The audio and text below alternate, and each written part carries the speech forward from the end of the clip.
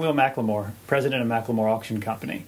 One of the really great things about my job is that I get to come into contact with wonderful people and wonderful things on a regular basis. And I've decided to try to share some of those experiences with you. And the first thing I've done is I've invited Dawn Thornton, a local rare book specialist who has helped us in a number of our auctions catalog some of the books that we've sold recently.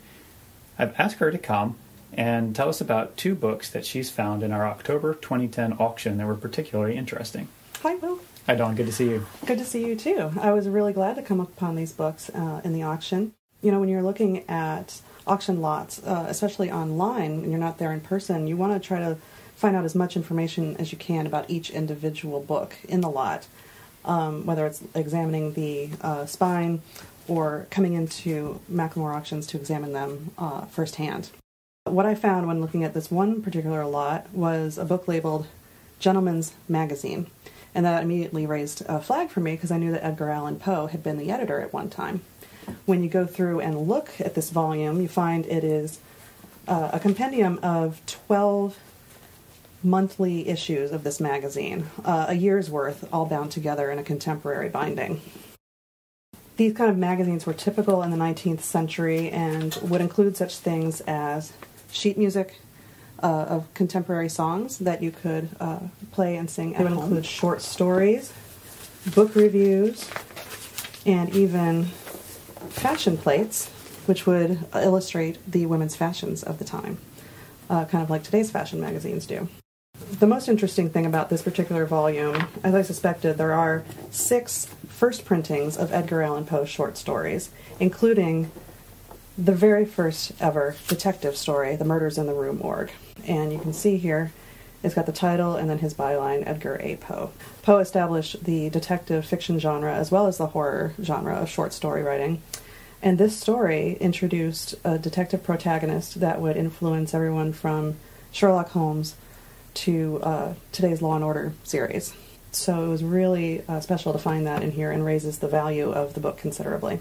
Wow, that's great. And you found that in a lot in our auction with a few other books. Yes. There were several other books there, and it was only upon close examination of the lot that I was able to recognize this and investigate further.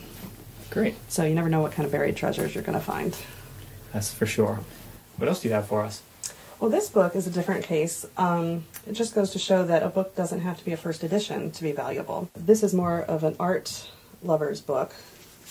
As you can see, there's an Aquatint here on the slip cover, and the Aquatint is a kind of printing process, a lithographic printing process that involves etched plates, and the result has this kind of watery tone, which makes it look like a watercolor, hence the name Aquatint.